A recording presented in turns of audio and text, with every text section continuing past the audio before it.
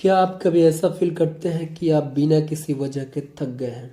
मतलब ना कोई बड़ी बीमारी है, ना ही कोई बड़ी समस्या है, फिर भी बॉडी को ऐसा फील होता है कि बस और नहीं।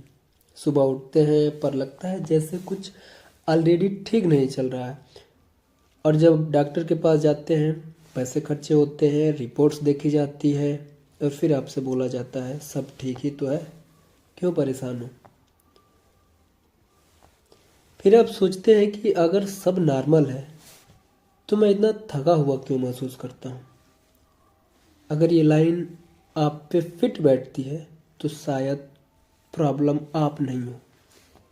शायद आप थक गए हो एक ऐसे सिस्टम से जो रोज आपको एडजस्ट करने पे मजबूर करता है। यहाँ पे एक बात बहुत ज़रूरी है आपको बतानी। ये कहानी गरीब अमीर की नहीं है, ना ही ये भूख की कहानी है, ना ही ये स्लम और फुटपाथ की। ये उन लोगों की कहानी है जिनके पास रहने के लिए घर है, खाने के लिए खाना है, सोने के लिए बेड है, मोबाइल है, इंटरनेट है, कभी कभी घूमने के लिए पैसे भी हैं उनके पास। मतलब आप समझ गए होंगे, मिडिल क्लास की बात चल रही है। वो लोग जो कह सकते हैं हाँ सब ठीक ही है, पर अंदर से जानते हैं कुछ फिर ठीक नहीं लग रहा है। क्रेडिट कार्ड्स के बिल भर देते हैं, लोगों के पैसे चुका देते हैं, पर लाइफ पे कंट्रोल महसूस नहीं करते हैं। ये लोग भूख से नहीं मरते, ये लोग रोज थोड़ा थोड़ा खुद से हारते रहते हैं। इसी अजीब थकान को समझाने के लिए फेमस डॉक्टर माइकल मरमोट, ये एक फेमस एपिडेमियोलॉजिस्ट थे। ये कोई टीबी डॉक्टर नहीं थे, न ही ये कोई इंस्टाग्राम के डॉक्टर हैं, बल्कि ये यूनिवर्सिटी कॉलेज ऑफ लंदन के प्रोफेसर हैं और WHO के सलाहकार भी हैं। ये उन लोगों को बहुत ध्यान से देख रहे थे जो नॉर्मल लोग हैं, ऑफिस जाने वाले लोग, डेस्क पे बैठ के काम करने वाले। डॉक्टर मरमोट ने इसको ऑफिशियली स्टडी किया और उसका नाम दिया गया white hall study. More than thousands of British government employees पे स्टडी किया गया और ये रिसर्च लगभग 30-40 साल तक चलता रहा। इसके आधार पर उन्होंने जो देखा वो काफ़ी अनकंफर्टेबल था, काफ़ी हैरान करने वाला था। Same countries, same hospital, same level की हेल्थ केयर, फिर भी जो लोग ऑफिस के सिस्टम में थोड़ा नीचे थे वो ज़्यादा बीमार पड़ते थे, ज़्यादा डिप्रेशन में रहते थे, ज़्यादा हार्ट अटैक, और वो ज़्यादातर जल्दी ही मर जाते थे। और यहाँ एक बात समझानी बहुत ज़रूरी है, मैं फिर से कह रहा हूँ, ये लोग गरीब नहीं थे, ये लोग भूख से नहीं मरते थे, इनके लिए भूख कोई समस्या नहीं थी, बस ये लोग इम्पोर्टेंट नहीं थे। उनकी बात का वेट कम था, उनके डिसीजन का कंट्रोल कम था, और सिस्टम ने उनको ये बात तो रोज़ रोज़ याद दिलाई। बॉडी ने ये बात चुपचाप नोट की और फिर धीरे धीरे हेल्थ के थ्रू जवाब देना स्टार्ट किया। प्रोफेसर ने इसको स्टेटस सिंड्रोम का नाम दिया।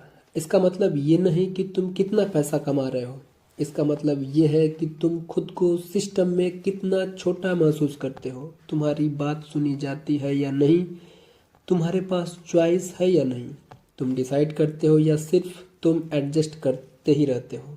ये सब चीज़ें बॉडी को बताना नहीं पड़ता, बॉडी समझ जाती है और फिर धीरे धीरे अंदर से तोड़ना शुरू कर देती है। सोसाइटी एक लेडर जैसे है और हम उस लेडर पे कहाँ खड़े हैं। कुछ लोग ऊपर जो बोलते हैं, जो डिसाइड करते हैं, कुछ लोग नीचे जो सुनते हैं, बस फॉलो करते रहते हैं क्योंकि उनके पास कोई ऑप्शन नहीं रहता है। और सबसे इम्पोर्टेंट बात यह है कि आपकी बॉडी को पता होता है कि आप किस साइड खड़े हो, और वहीं से शुरू होती है वो थकान जो नींद से भी पूरी नहीं होती। यहाँ एक बात और क्लियर करनी बहुत ज़रूरी है कि जैसे ही आप कहेंगे कि बीमारी, स्ट्रेस, डिप्रेशन, इन सारी चीज़ों को अगर आप बताएंगे किसी को तो लोग बहुत आसानी से आपसे कह देंगे कि कोई नहीं, गरीबी की समस्या है, पैसे कमाएंगे, सब नॉर्मल हो जाएगा। पर सच ये है, ये प्रॉब्लम ज़्यादातर उन लोगों में होता है जो गरीब नहीं है, जिनके पास घर है, जॉब है, सैलरी आ रही है, पर फिर भी रोज किसी न किसी से कंपेयर होना पड़ता है। कोई ऊपर बैठा है, कोई डिसाइड कर रहा है और तुम बस फॉलो कर रहे हो। ये भूख का दर्द नहीं है, ये कंपैरिजन का दर्द है, और कंपैरिजन अंदर से तोड़ना स्टार्ट कर देता है। अब आगे थोड़ा ध्यान से सुनना। हेल्थ का सबसे अंडररेटेड फैक्टर है कंट्रोल। तुम्हारी लाइफ पे तुम्हारा कंट्रोल। तुम किस टाइम आओगे, किस टाइम जाओगे, कल क्या होगा, ये सब कोई और डिसाइड करे तो बॉडी कभी रिलैक्स ही नहीं करती। ऑफिस में बैठे बैठे भी अंदर एक टेंशन चलती रहती है। कल क्या होगा, जॉब रहेगी या नहीं, बॉस का मूड कैसा होगा या कैसा है। ये स्ट्रेस एक दिन में नहीं मारता, बल्कि ये थोड़ा थोड़ा करके धीरे धीरे मारता है। एक बात और इम्पोर्टेंट है, वो है डिग्निटी। आप सोचते हैं कि आपको सुना नहीं जाता, आपकी बातों को कोई समझता नहीं, सुनता नहीं। ये बहुत मायने रखता है। आप बहुत ज़्यादा नहीं मांग रहे होते हैं, बस इतना चाहते हैं कि आपकी भी बात सुनी जाए। पर जब बार बार इग्नोर होते हो तो बॉडी उस इंसल्ट को याद रखती है और फिर हेल्थ के थ्रू उसका बिल भेजती है। एक बात और इम्पोर्टेंट है, सबसे खतरनाक जो चीज़ होती है वो है अकेलापन। और अकेलापन का मतलब ये नहीं कि तुम अकेले रहते हो। अकेलेपन का मतलब है कि तुम सबके बीच हो के भी किसी के साथ कनेक्ट नहीं हो पाते हो। ऑफिस में लोग हैं, फ़ोन में कॉन्टेक्ट्स हैं, पर कोई ऐसा नहीं जहां तुम बिना फिल्टर के बात कर सके या बात कर सकते हो। साइंस तो ये बोलती है कि अकेलेपन का जो प्रभाव है, इफेक्ट है, वो लगभग 15 सिगरेट पीने के बराबर है।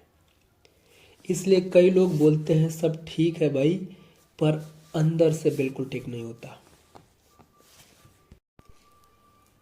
यदि आप स्ट्रेस्ड महसूस करते हैं, थके हुए महसूस करते हैं,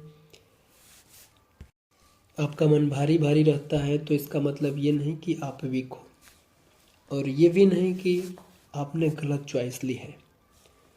बहुत बार सिस्टम ही ऐसा होता है कि लोगों को धीरे धीरे वियर आउट कर देता है। तुम खराब नहीं हो, तुम थक गए हो, और ये बात समझाना हीलिंग के लिए पहला स्टेप है।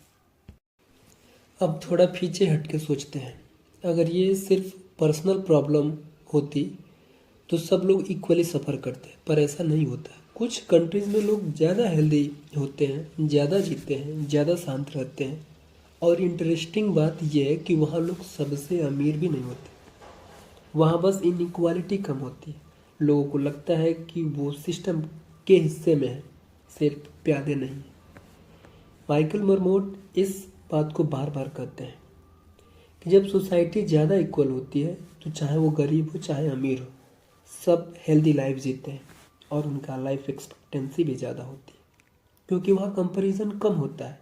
और कंपैरिजन कम होने से स्ट्रेस कम होता है, कार्टिसोल कम होता है, जो धीरे धीरे पॉइजन बन रहा होता है वो कम बनता है। कोविड आपको याद होगा, सब बोल रहे थे we are all in this together, पर सच ये है हम सब एक जैसे नहीं थे।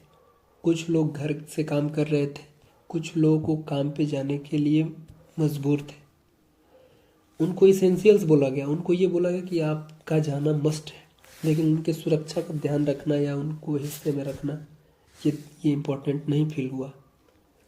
लोग ऐसे उनको सोसाइटी के इसेंशियल के पर्सपेक्टिव से भेजने के लिए मजबूर थे, या वो खुद मजबूर थे, क्योंकि उनको सिस्टम में बने रहना है, सैलरी लेनी है, जॉब सिक्योर होनी चाहिए।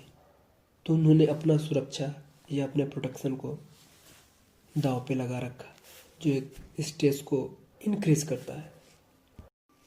और इस तरह सबसे ज़्यादा सफ़र उन्हीं लोगों ने किया जिनके पास चॉइस नहीं थी।